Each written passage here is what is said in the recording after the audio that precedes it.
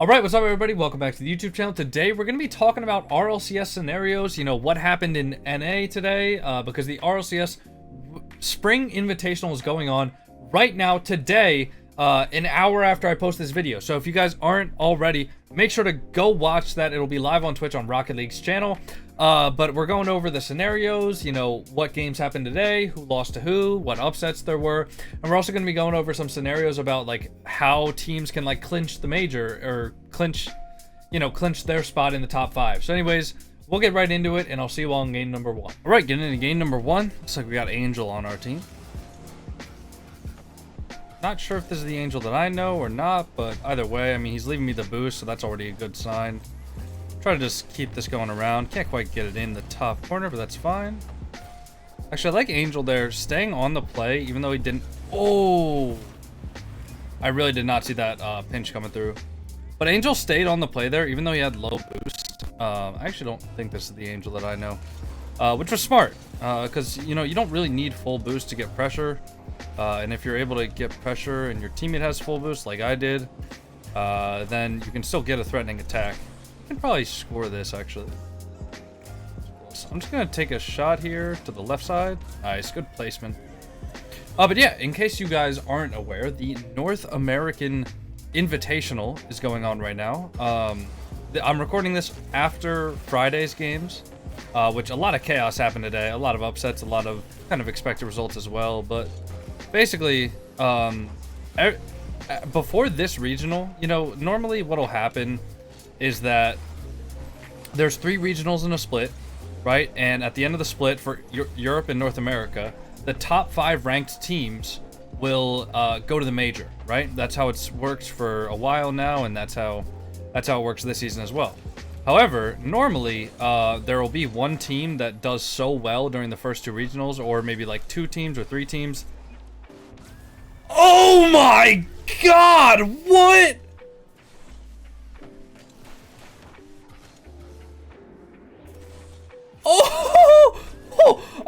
Okay, anyways, wow, that was nuts. Normally, what'll happen is that 1 or 2 teams do so well during the first 2 regionals that they already clinched their spot in the major, meaning that even if they were to finish top 16 or something like that and completely bomb out of the 3rd regional, it wouldn't matter because they have so many points up to that point that they literally can't be overtaken, even if everything goes not in their favor, right? For NA, this split, there were 0 teams that were clinched going into the 3rd regional. So everybody knew that it was a super, super close race. Because if you think about it, Gen G and Complexity were in the finals of the first one, with Complexity winning that. And then it was, I think, V1... What was it? V1 and G2, maybe? Or something I don't know. But anyways... Basically, it was really, really close for all the teams, and pretty much anybody had a good shot except for the 15th and 16th teams in NA. So yeah, the games are super interesting to watch, and some interesting results we had. I'm just looking up at them right now. Koi upset version 1 in the first round, and then when version 1 dropped to lowers, they ended up beating M80, but then they lost to Complexity. We had Furia beat NRG, FaZe beat G League, those were expected, but then Furia beat FaZe Clan, and then we have G2 Esports beating Koi, Complexity beating Axel, and Optic beating Shopify, which I think pretty much all of those were expected. And then I think, can I shoot that? Maybe? No, that's a good save. Although he got spun out though, so I can take a 50 there, my teammate can follow. And then we got Gen G beating Sup, which actually went to Game 5, which was kind of nerve-wracking if you're a Gen G fan, but either way, they did end up pulling out the win, so it doesn't really matter. The good thing about a sweep versus a 5-game victory is that it all counts the same. There's no game advantage or anything like that when it's a double elim bracket. Oh, I can't get that. That's a good shot. And then we had Space Station beating Dignitas, and they also went on to beat Gen G. And then in the lowers, we had NRG beating G League, and then Gen G beating NRG. So NRG, actually, that's an interesting story there, is they are now out of contention for the World Championship. I don't think it's possible for them to even qualify anymore, because they didn't make the major, so they don't have any opportunity to get more points there. And I think based on the way that spots are being distributed and stuff like that, I don't think it's possible for them to qualify. So that's kind of sad. And you know, with the decline of NRG, you know, just in the last year or so, last couple of seasons, you gotta wonder like whether or not that might have been the last time we ever saw NRG playing together, like the Justin, Squishy, and Garrett combo. So you never really know, but that's something to think about. They were actually in the last game of their maybe not career, but in the last game today, two of them, I think Justin and Squishy, were actually using the Bumblebee car. So they definitely saw my video and started using it. Nah, but they were just using it because I think they were down 0-2, and they were just like, you know what, screw it, right? We'll just use this car just for fun, you know. Try to have fun meta one more time, but they had a really good career. And this is actually Garrett's first ever missing. It's his first time missing the World Championship, which is crazy to think about, but in 7 years and 10 World Championships, Garrett's never missed one until now. Anyways, wow. I thought Angel was going to be back there. That was a dumb challenge from me. But then we have V1 beat M80, and then they lost to Complexity. So tomorrow, Shopify beat Axel, Shopify beat Koi, Dignitas beat Sup, and then FaZe beat Dignitas. So tomorrow's matchups, we have Furia versus G2, Optic versus Space Station in the uppers, and then we have Gen G versus Complexity, which is a rematch from the first regional grand finals, by the way. That was the first regionals grand finals, and then we have Shopify versus FaZe Clan. So out of those matches, let me know who you guys think is going to win in the comments. And also who you think is going to take the regional. I'm actually really surprised with V1 not doing as well as they did. Or not doing as well as maybe I might have thought they would. Because from what I've heard, Calm has been absolutely peaking in twos recently. I've played against him as well. He's been playing insane. Alright, he's going for Spanish. I'll set that up. Nice, GG. Alright, we'll get right into game number 2. I'll see about that. Alright, so it looks like right now the only team that's clinched is Space Station. And it looks like it's between some other teams for the actual... Is that in? Hopefully... Oh, I wanted that to be in so that I could look at the document real quick to say who it was between. I gotta get back here. Make sure I don't concede a free goal. Go for a double? Can't get it. I was gonna try to do like a psycho there, but I just don't have the facilities for that. Oh, brother, you gotta 50 that. Okay, so anyways, it's between Complexity, Optic, V1, Gen G, FaZe, Furia, G2, and Shopify. All other teams are eliminated. Complexity will clinch if they beat Gen G, and Optic will clinch if they beat SSG. So those are the two matches that you probably want to watch tomorrow. If you can't catch them all, you're gonna want to make sure you watch those two because those directly decide who will go to the major.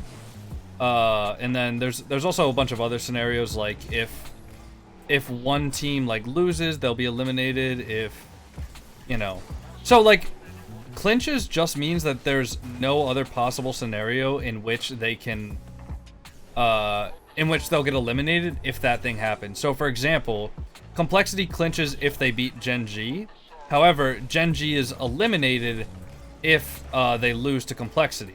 So what that means is that even if Complexity lose to Gen G, then they still have a chance of qualifying if some other stuff happens. So, you know, if you want both Complexity and Gen G to qualify, you want Gen G to beat Complexity, and then you need some other things to happen. But I just want Gen G to beat Complexity, and then... Oh, nice shot from Frosty. I think he stole the mid boost there, and Rapid didn't expect his teammate to get beat to the mid boost. Yeah. Angel just hit the ball off the wall, and I don't think Rapid was ready to get back in time. That's a good 50 as well. Unfortunately, I get demoed, but Frosty has full boost here, so I might be able to make something happen. I can just try to play this touch. I'm just gonna rush that. That's kind of stupid, but it almost works. Too bad it doesn't, but demo Rapid, and then I'll just take this. Just gonna rush it again because he actually lost control. And then Frosty can take that up. But yeah, this North American regional it's been super fun to watch. I did a watch party today on stream, and I might do one tomorrow, but I'm only gonna do it for the later games, because I think my stream likes watching me, I don't know, play the game rather than just watch it. So I think I'm just gonna watch party the later games, and you know, obviously if you guys want to join in, twitch.tv/JamaicanCoconut. I always have the link in the description, so if you guys want to drop me a follow in there, that'd really be helpful. But yeah, I'm super excited for the Complexity Gen G match. I'm super excited for the Space Station Optic game.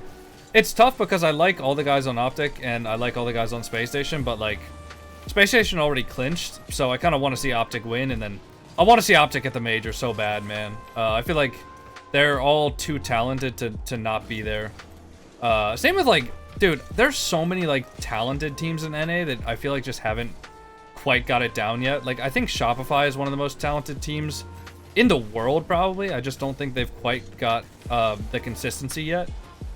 But I think they're extremely talented. But there's so many teams in NA like that, whereas I think EU has less talent, but they're a lot better put together, and they're a lot better as like teams. You know what I mean? That's a dumb goal. I shouldn't have left Angel in a I shouldn't have left Frosty in a 1v1 there. Kind of bad from me. Let me focus up here. Take this. Nice. Frosty can stay on. Yeah, but I'm pretty sure every single team that's in the oh, that was a good idea, but Angel rushed it. I'm pretty sure every single team that's still in the regional has a chance of making the major. Although some of them, it's not up to them. Like, some of them need to win their games, but then they also need other people to win other games.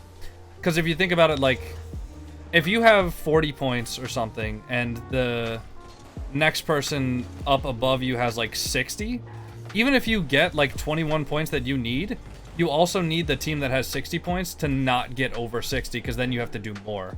So that's kind of how that works, where, you know, you're not always in control of your own fate. Even if, like, there could potentially be a team that could win the regional and still not qualify. I don't know if that's the case right now. There's, like, normally somebody on Twitter posts the full scenarios, and I haven't had a chance to look at those yet because I'm not sure if they're out, but, you know, those are, that's something you can find on Twitter. I think his handle is @Drekt, DREKT, and then RL at the end. I think he normally posts the scenarios, so if you, oh, that's a nice shot from Frosty. Good pass from me as well, but that's a nice shot. It's a good little redirect. 52 seconds. Oh, forfeit. Okay. Actually, let me pull up the scenarios real quick, just so, because I feel like I've been really disorganized this video, and I want to organize myself. Complexity, they clinch if they beat Gen G.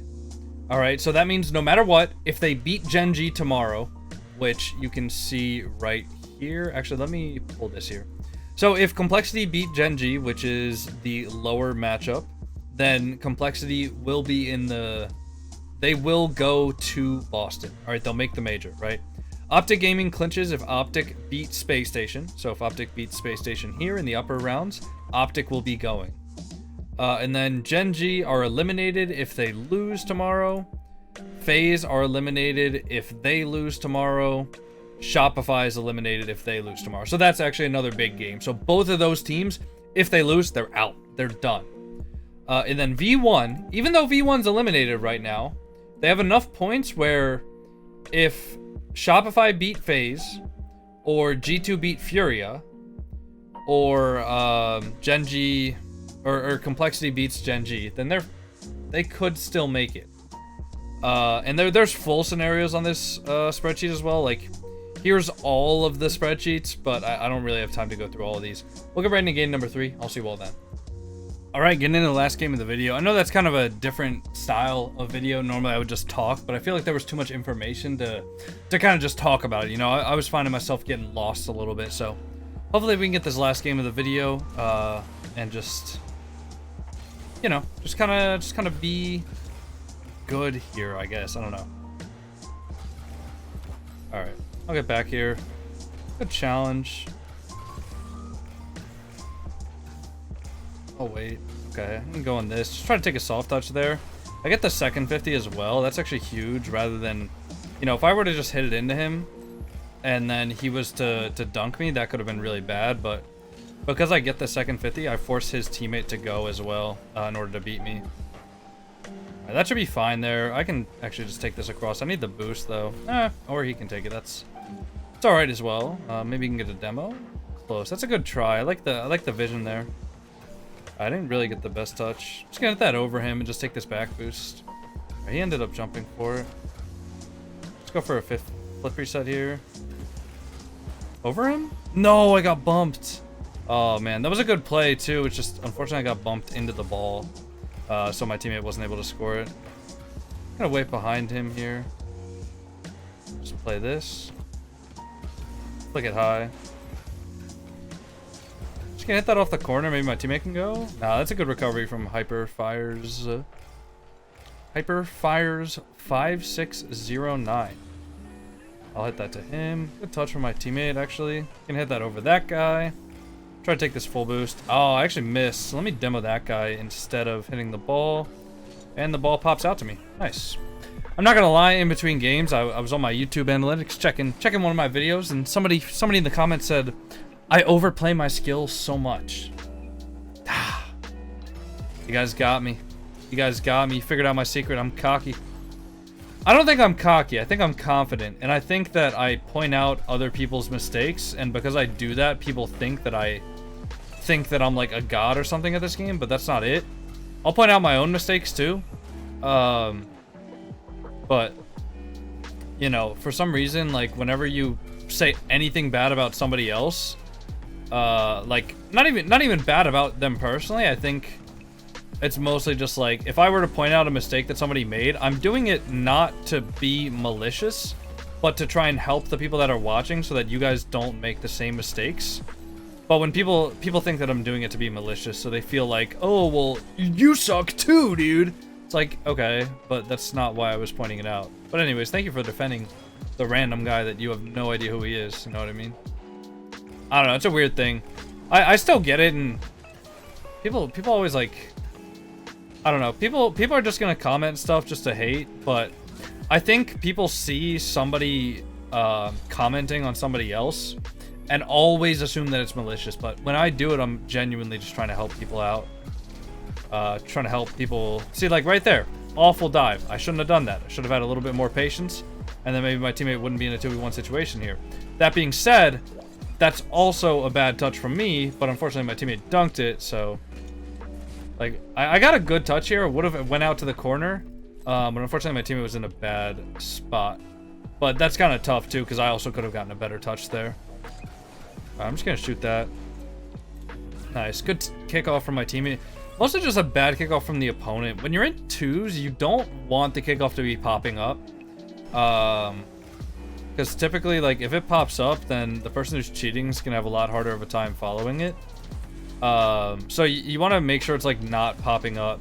That's why, like, a lot of pros hard cheat in twos, where they're actually, like, pretty close to the ball when it's...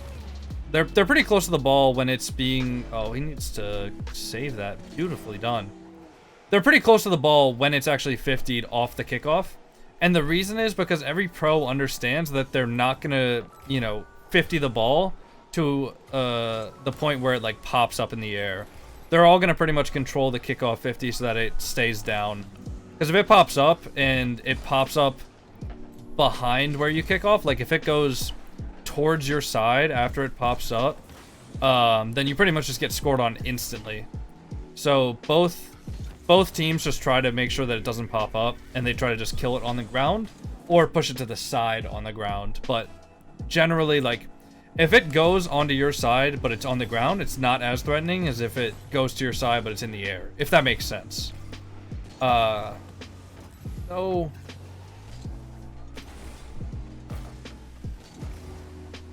Over him. That was a good dust there, but unfortunately I wasn't able to, like, actually shoot it on target. Alright, it's a decent challenge. I gotta wait though, because he's still close to the ball. Both my teammate and the other team was still close to the ball there, so that's a good recovery as well. The backflip to still get a touch on that. Oh, I wish my teammate got the boost there. Would have made it a lot easier for himself. I don't think he has boost here though, so I'm just gonna let him 50 them. I was gonna flip there to recover back to the ball, but I got bumped, so I'll shoot that on. Close. I'll get back. Wait on that. Nice. And should be able to... Yeah, very nice. 4-goal lead with about 11 seconds left. I don't think they're going to be able to come back from that. GG's. All right, so we actually won all 3 games. Feeling pretty good, actually, to be honest. I've been watching RLCS all day, and I feel like when I watch RLCS, I almost play smarter. It could be a placebo thing, but anyways, if you guys enjoyed, make sure to like, comment, subscribe. See you on the next one. Peace.